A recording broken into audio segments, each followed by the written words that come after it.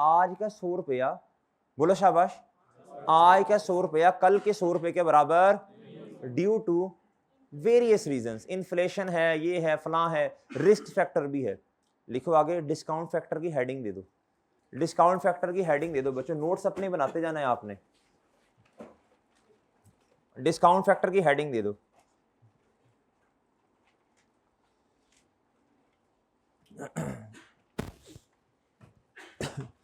Discount factor की heading दे दो बच्चों, लिखो वी शैल ऑलवेज यूज, अभी सिर्फ लिखना है, आज शायद वजाहत ना करूं, वजाहत कल कर दूंगा, अभी टाइम नहीं है। We shall always use, we shall always use pre tax discount rate, we shall always use pre tax,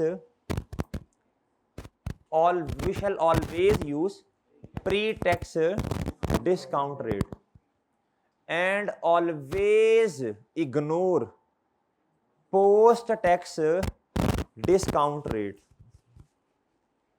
and always ignore बोलो post-tax discount rate। आगे लिखो। अब बच्चों जो डिस्काउंट रेट आपने सेलेक्ट करना है ना, उसमें दो चीजों का मादा होना चाहिए, दो चीजों से मिलके बना होना चाहिए। कितनी चीजों से? एक है टाइम वैल्यू ऑफ मनी का फैक्टर, कि कल के पैसे की वैल्यू आज के बराबर नहीं है, या आज के पैसे की वैल्यू कल के बराबर नहीं है। एक तो एलिमेंट होगा टाइम वैल्यू ऑफ मनी का, किसका बच्चों? और दूसरा होगा अगर हमारा एसेट जो है वो रिस्की का है। क्या है बच्चों? हो सकता है कि साल, 1.5 साल के बाद, 2 साल के बाद भी बाकी एसेट चलते रहे, हमारा एसेट चलना बंद हो जाए, हमारा एसेट थोड़ा रिस्की है। क्या है? तो फिर वो वाला जो रिस्क है, आज मैनेजमेंट खड़े होकर सोचेगी वो रिस्क कितने का परसेंट है, उसका एक रेट निकाल लेंगे। क्या निकाल लेंगे? वो हमारा काम नहीं है, वो प्रोजेक्शंस, वो एस्टीमेट्स, वो हमारा काम नहीं है। सही है सर? ये मैनेजेरियल पोर्शन इसे कहते हैं। क्या कहते हैं जी? ये हमारी BFT वगैरह में जाके आप इंशाल्लाह पढ़ेंगे। अच्छा जी, आगे बच्चों, उसके अंदर एक तो टाइम वैल्यू ऑफ मनी का फैक्टर होना चाहिए, और दूसरा फैक्टर इसमें क्या होना चाहिए बच्चों? Specific risk if any associated with that asset. क्या बच्चों? फॉर एग्जांपल, डिस्काउंट फैक्टर आपने प्री वाला लेना या पोस्ट वाला, इन दोनों में फर्क क्या होता है मैं समझाऊंगा इंशाल्लाह कल। जी पहले मुझे वैल्यू इन यूज में क्या क्या है वो भी तो समझाना है ना, अभी तो आप कुछ बताया ही नहीं है। प्री वाला या पोस्ट वाला, उसके अंदर दो चीजें शामिल होनी चाहिए। प्री है जी 13%, पोस्ट है जी 11%। किसको लेना आपने? 13। और एक निशानी बता दूं, प्री हमेशा ज्यादा होगा। क्या होगा? एक होता है प्रॉफिट बिफोर टैक्स, एक होता है प्रॉफिट आफ्टर टैक्स। ज्यादा क्या होता है बच्चों? प्रॉफिट बिफोर टैक्स ज्यादा होगा। सही है ना? अच्छा, इसी तरह प्री टैक्स रेट ज्यादा होता है पोस्ट टैक्स रेट से। उसके अंदर, उस डिस्काउंट फैक्टर के अंदर दो चीजें शामिल होंगी, एक टाइम वैल्यू ऑफ मनी और दूसरा मेरे भाई स्पेसिफिक रिस्क, अगर उस एसेट के साथ क्या है? एसोसिएटेड। लिखें, दिस डिस्काउंट फैक्टर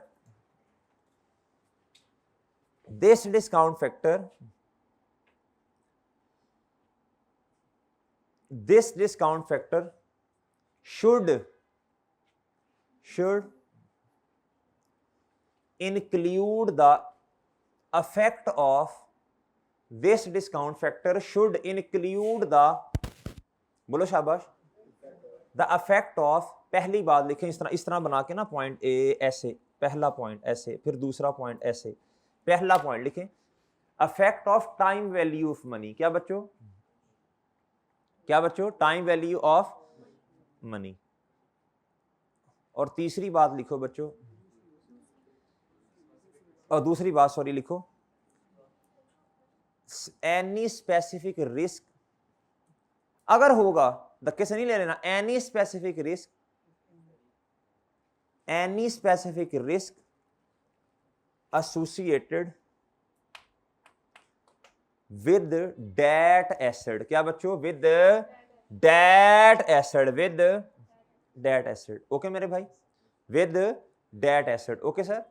अच्छा, एक बात और छोटी सी लिख लो, पर्चे में कंफ्यूज करने के लिए, देयर इज द पॉसिबिलिटी कि आपको 2-3 रेट्स दे दे। क्या दे दे बच्चों? लिखो बच्चों, लिखो जी, if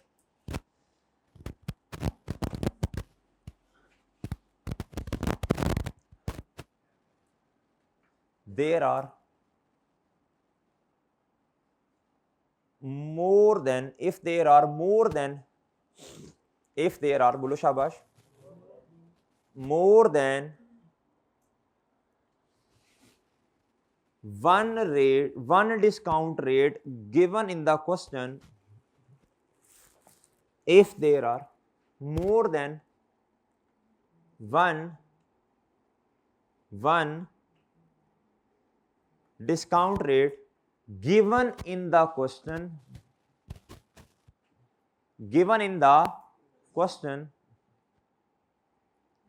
and question is silent, and question is बोलो शाबाश, साइलेंट, खामोश है क्वेश्चन। 2-3 रेट्स नहीं है जी, कहता है ये डिस्काउंट रेट है, ये डिस्काउंट रेट है, अगर ये हो तो ये हो जाएगा, ये हो तो ये, and question is silent with respect to w.r.t, with respect to that discount rates, with respect to that discount rates, we shall always select, and question is silent with respect to, बोलो शाबाश, that discount rates, we shall always select, आप मुझे खुद बताएं, higher लेना चाहिए या lower, ज्यादा रिस्क वाला लेना चाहिए। वी शैल ऑलवेज सेलेक्ट, शाबाश, हायर डिस्काउंट रेट। क्या बच्चों, ये अभी आपको क्वेश्चन करवाने हैं ना, आप देखना पास पेपर में ये एडजस्टमेंट आई हुई है इस तरह की, तो आपको वो नोट लिखवा दिया, अभी पढ़ेंगे इंशाल्लाह मजीद क्लैरिटी आ जाएगी। अब मेरे भाई एग्जाम्पल नंबर 5 पे आपने आना है। किधर आना है सर? कहता जी कैलकुलेट द इंपेयरमेंट लॉस। क्या मेरे भाई? अच्छा, अब मुझे लग रहा है इफ एनी का लफ्ज इसने नहीं लिखा, मुझे लग रहा है कि लॉस होना ही होना है, मुझे लग रहा है। कहता एक company has a machine in its, बोला शाबाश, statement of financial position at a carrying amount of, चले आप ऐसे करें जल्दी से, इंपेयरमेंट लॉस है ना, मेन रिक्वायरमेंट की हेडिंग बना दें कैलकुलेशन ऑफ इंपेयरमेंट लॉस। लिखो लिखो लिखो लिखो, उसने साल नहीं बताया, हम भी साल नहीं लिखेंगे, लिखें बच्चों शाबाश। मैं एग्जाम्पल 5 का सोल्यूशन कर रहा हूं जी। कैलकुलेशन ऑफ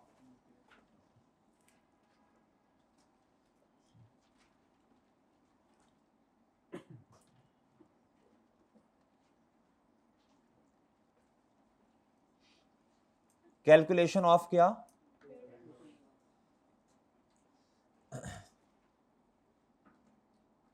सर फॉर्मेट बनवाएं, जल्दी करें, मैं वैल्यू इन यूज का नहीं पूछ रहा, ये ना कि वो चेप दें, वो भी आ जाएगा जी, शाबाश। कैरिंग अमाउंट या बुक वैल्यू जो भी आपने लिखना है, कैरिंग अमाउंट या कैरिंग वैल्यू जो भी लिखना है जी, वो बताइए ना, जो है वो तो लिखो ना पहले भाई, ये तो लिखो ना 3 लाख। इसका कंपैरिजन किस से? रिकवरेबल अमाउंट क्या होती है बच्चों? शाबाश जी, fair value less cost of disposal. दूसरा बताओ बच्चों, वैल्यू इन, ओके सर जी, ले जी। अच्छा जी, अब क्या करें बच्चों, ये एक डिब्बा बनाएंगे बच्चों, क्या करेंगे, ये एक डिब्बा बना लेना, इधर इधर आ जाएगा 3 लाख, ये डिब्बा बनाए, इसमें से हायर वाली को सिलेक्ट कर लेंगे, ऐसे ही है सर जी। अच्छा जी, आ जाए जी, डेटा पढ़ें आगे। कहता था machine is use to manufacture the companies best selling product range but the end. कहता जी मशीन बहुत अच्छा जो है इसका इस्तेमाल हो रहा था जी, सबसे बेहतरीन प्रोडक्ट इसी से बनती थी। कहता बट द एंट्री ऑफ नया competitor to the market have severely affected sales. भाई जब कंपेटिटर आता है तो हमारी देयर इज अ पॉसिबिलिटी, इसने डिस्काउंट वगैरह दिया हो ना, कस्टमर उधर शिफ्ट हो गए, एदा नतीजा द कंपनी का यकीन है that the future sale of product over the next कितने साल बच्चों will only be 1.5 lakh 1 lakh और क्या बच्चों ये क्या दिया हुआ ये कैश इनफ्लोज हैं क्या है बच्चों शाबाश शाबाश शाबाश ये इतनी की सेल हो जाएगी और असम्पशन ये है कि पैसे भी इतने ही मिल जाएंगे हमें ले शाबाश कैश। अच्छा इसको ना थोड़ा सही करें जरा इस क्वेश्चन के अंदर ना उसने सेल तो दे दी भाई देखिए लॉजिकली ना ये टेक्निकली सवाल सही नहीं है भाई ऐसा तो नहीं होता ना कि सिर्फ सेल हो खर्चा नहीं होना आप इसको लिखो इसको काटो इसको सही करो बच्चों सवाल सही करो लिखो नेट कैश फ्लोज क्या लिखो बच्चों भाई ऐसा तो नहीं होता ना कि सेल होनी है तभी खर्चा कोई नहीं होना ऐसा कौन सा बिजनेस है जिसका खर्चा कोई नहीं है जी लें सर अब आपको वो नोट्स लिखवाए थे वर्किंग नंबर 1 करें जल्दी से वो फॉर्मेट बनाएं जो आपको कहा था कैलकुलेशन ऑफ देखो स्टेप्स क्या लिखवाए थे बताओ शाबाश calculation of value in use ये लिखवाए थे ना जी कितने साल आगे बच्चों कितने साल आगे आज आप इधर खड़े हैं आज आप ये खड़े हैं इधर ओके भाई आगे कितने साल बोलो जल्दी शाबाश 1 साल 2 साल और मेरे भाई अच्छा अब आपके पास ना कैश इनफ्लोज माइनस आउटफ्लोज करने की जरूरत ही नहीं है आपके पास है क्या छा गए हैं शाबाश शाबाश मैं जरा शॉर्ट फॉर्म में लिख रहा हूं नेट बोलो शाबाश अच्छा जी 1 मिनट जी आप लिखें जरा मैं भी लिखता हूं शाबाश आप लिखें जरा 1 मिनट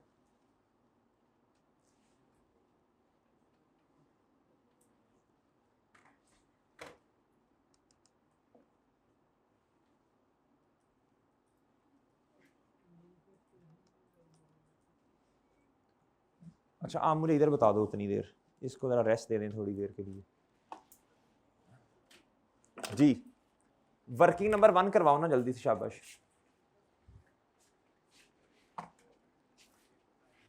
जी जल्दी से लिखें प्लेस करें 1 2 3 पहले साल के बताओ जल्दी से शाबाश 1.5 लाख 150,000 अगले साल का 1 लाख फिर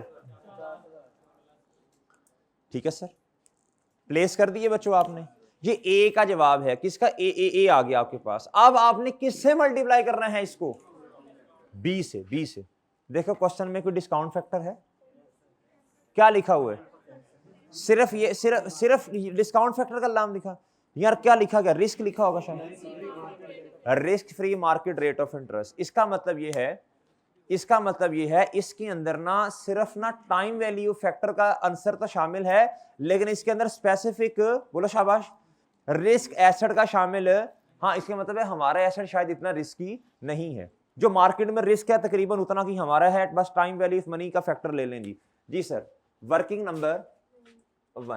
नंबर मेरे भाई जी क्या जी calculation of value in use sir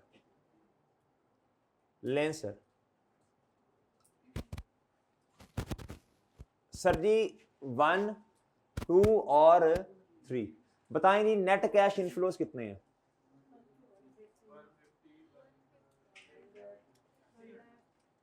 जी 150,000 100,000 और जी अच्छा ये ए है बच्चों सर आगे बताएं वो जरा लाइन पढ़ दें जरा ऊंची आवाज में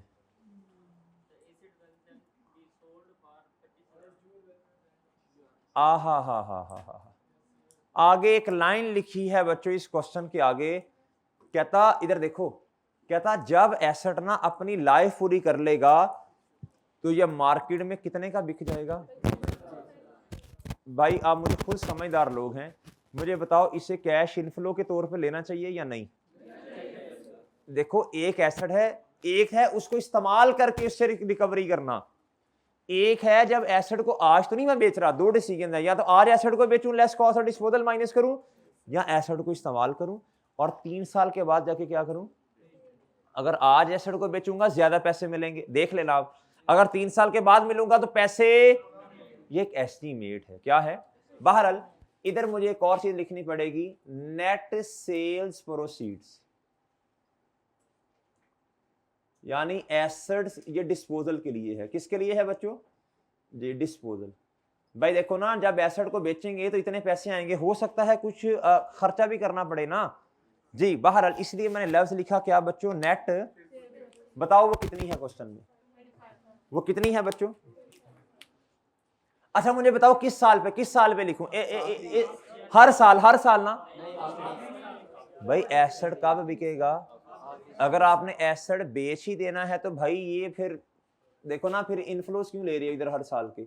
25,000 कितना बच्चों? इधर आ जाएगा जी 75,000। कितना आ जाएगा? इधर आ जाएगा बच्चों 1,00,000 रुपया। इधर कितना आ जाएगा बच्चों?